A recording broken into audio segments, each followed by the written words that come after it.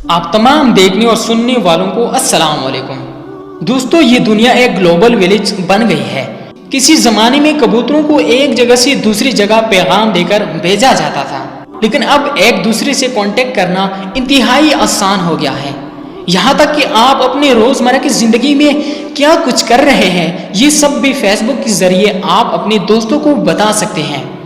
ہم میں سے تقریباً ہر کوئی فیس بک استعمال کرتا ہے، لیکن فیس بک آخر کیسی شروع ہوئی ہے، اس کی دلچسپ کہانی میں آپ کو آج کی اس ویڈیو میں بتاؤں گا۔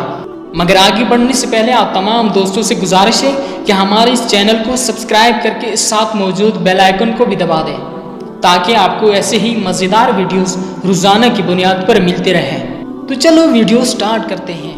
تو دوستو، فیس بک کو بنانے والا مارک زکربرگ، جو اس وقت دنیا کی امیر ترین لوگوں میں شمار ہوتا ہے، 14 مئی 1984 کو نیو یارک میں پیدا ہوا۔ اس کا باپ ایڈورڈ زکربرگ ایک ڈینٹسٹ تھا، جبکہ اس کی ماں کیرن زکربرگ ایک سکھ ایکٹریس تھی۔ مارک زکربرگ کی 3 بہنیں بھی ہیں۔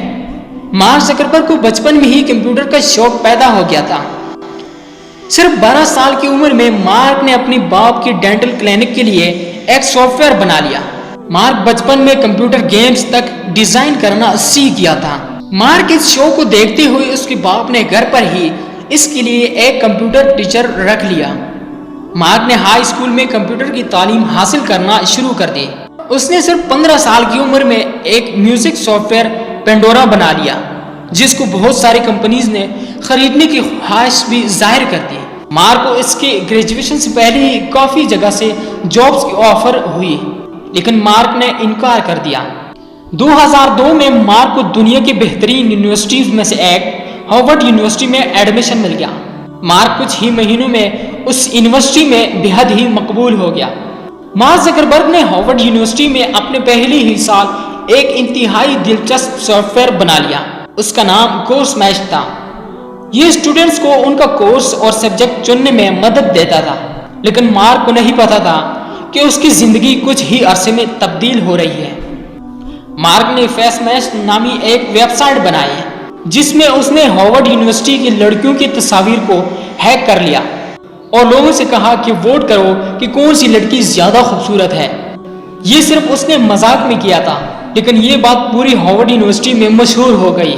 اس ویب سائٹ کی وجہ سے ہارورڈ یونیورسٹی کی اپنی ویب سائٹ کریش ہو گئی اور اس پوری یونیورسٹی کی انتظامیہ نے مارک کو اپنی آفس میں بلوا لیا۔ مارک کو کچھ عرصے کے لیے یونیورسٹی سے نکالنے کا فیصلہ کیا گیا اور اس ویب سائٹ کو بند کر دیا گیا۔ مارک نے کہا کہ بے شک آپ مجھے کچھ عرصے کے لیے یونیورسٹی سے نکال دیں، لیکن میں چاہتا ہوں کہ سب کو یہ پتہ چلے کہ ہارورڈ یونیورسٹی کی ویب سائٹ کو کریش کرنے والا میں ہی تھا۔ مارک کی اسی شہرت کو دیکھتے ہوئے ہارورڈ کے 3 اسٹوڈنٹس نے مارک سے رابطہ کیا اور انہوں نے مارک کو ایک ویب سائٹ بنانے کو کہا، جس کا نام انہوں نے ہارورڈ کنیکشن سوچا تھا، جس سے یونیورسٹی کے لوگ ایک دوسرے سے بات چیت کر سکے۔ مارک نے حامی بھر لی، لیکن پھر مارک کی ذہن میں فیس بک کا آئیڈیا آیا۔ مارک نے ان تینوں سے کہا کہ وہ ان کے پروجیکٹ پر کام کر رہا ہے، لیکن مارک نے فیس بک پر کام کرنا شروع کر دیا۔ اس کے ساتھ اس کے 3 اور دوست بھی تھے۔ اس نے ان تینوں لوگوں سے بات چیت ختم کر دی اور فیس بک پر کام کرنا جاری رکھا۔ دوستو، 2004 میں مارک زکربرگ نے ہارورڈ یونیورسٹی کو اپنی تعلیم مکمل کیے بغیر ہی چھوڑ دیا اور اپنی ساری توجہ فیس بک بنانے پر لگا دی۔ مارک اپنے 4 اور دوستوں کے ساتھ کیلیفورنیا شفٹ ہو گیا اور ایک چھوٹا سا گھر کرائے پر لے کر فیس بک پر کام کرنے لگا۔ 2004 کے آخر تک فیس بک کے 10 لاکھ یوزر ہو چکے تھے۔ 2005 میں مارک کو ایک انویسٹمنٹ کمپنی نے $12.7 ملین فیس بک کے لیے دے دیے۔ مارک نے ان پیسوں سے فیس بک کو مزید پھیلا دیا اور دسمبر 2005 تک مارک زکربرگ فیس بک پر 60 لاکھ لوگوں کو لانے میں کامیاب ہو گیا۔ فیس بک کامیابی کی منزلیں طے کرتی جا رہی تھی، لیکن 2006 میں مارک کو ایک بہت بڑا دھچکا لگا۔ دونوں جڑواں بھائیوں نے فیس بک کی کامیابی کو دیکھ کر مارک کو عدالت میں لے جانے کا فیصلہ کر لیا۔ ان کا کہنا تھا کہ فیس بک تو دراصل ان کا آئیڈیا تھا جو مارک نے چوری کر لیا تھا۔ انہوں نے مارک سے ایک اچھی خاصی رقم کا مطالبہ کر دیا، مگر مارک نے کہا کہ یہ دونوں آئیڈیاز بالکل مختلف تھے اور وہ آئیڈیا صرف ہارورڈ یونیورسٹی کے اسٹوڈنٹس کو جوڑنے کے لیے تھا۔ لیکن عدالت میں مارک زکربرگ کا کیس کمزور پڑ رہا تھا اور مارک نے ان تینوں کو عدالت کے باہر $65 ملین دے کر کیس ختم کرنا پڑا، لیکن یہ معاملہ 2011 تک چلتا رہا، جب ان تینوں نے کہا کہ مارک نے ہمیں تھوڑے پیسے دیے اور فیس بک کی اس وقت قیمت اس سے کئی گنا زیادہ ہے، لیکن یہ چیزیں مارک زکربرگ اور فیس بک کو کامیابی سے نہ روک سکی اور فیس بک گرو کرتا رہا۔ 2009 میں ایک رائٹر نے مارک زکربرگ پر ایک تنقیدی کتاب بھی لکھ ڈالا اور اس کے بعد مارک پر ایک تنقیدی فلم بھی بنا دیا گیا، لیکن ان تمام رکاوٹوں نے مارک اور فیس بک کو ترقی سے نہ روک سکا۔ مارک کو 2010 میں ٹائمز میگزین نے پرسن آف دا ایئر کا ایوارڈ بھی دے دیا۔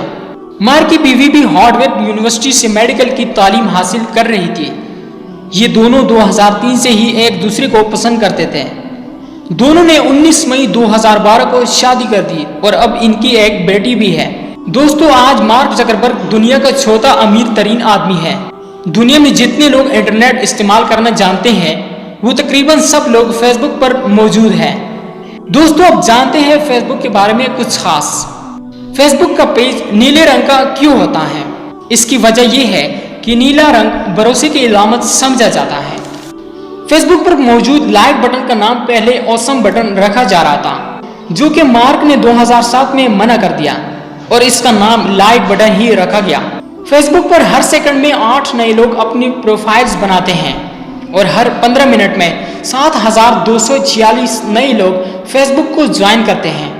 اسمارٹ فونز استعمال کرنے والے لوگ ہر دن تقریباً 14 دفعہ face book per log in کرتے ہیں۔ فیس بک پر اس وقت 30 لاکھ لوگوں کے ایسے اکاؤنٹس موجود ہیں جو اب اس دنیا میں موجود نہیں۔ آپ مارک زکربرگ کے اصل اکاؤنٹ کو فیس بک پر بلاک نہیں کر سکتے۔ 8.7% فیس بک یوزرز فیک ہیں، یعنی ان کے اکاؤنٹس جعلی ہے۔ مارک زکربرگ فیس بک کا CEO بھی ہے اور یہ تنخواہ کی مد میں فیس بک سے $8 ماہانہ تنخواہ لیتا ہے۔ مارک زکربرگ اس وقت تقریباً $80 بلین کا مالک ہے اور اس کا شمار دنیا کی 10 امیر ترین لوگوں میں ہوتا ہے۔ مارک زکربرگ فیس بک کے ساتھ ساتھ واٹس ایپ اور انسٹاگرام کا بھی مالک ہے۔ مارک نے واٹس ایپ کو 2014 کو $19 ارب میں خریدا تھا۔ تو دوستو، بس آج کے لیے اتنا ہی۔ ویڈیو پسند آنے کی صورت میں اس کو لائک کر کے زیادہ سے زیادہ شیئر کیجیے اور ہمارے چینل کو سبسکرائب کرنا نہ بھولیے گا۔ تو ملتے ہیں ایک نئی ویڈیو میں۔ اللہ حافظ۔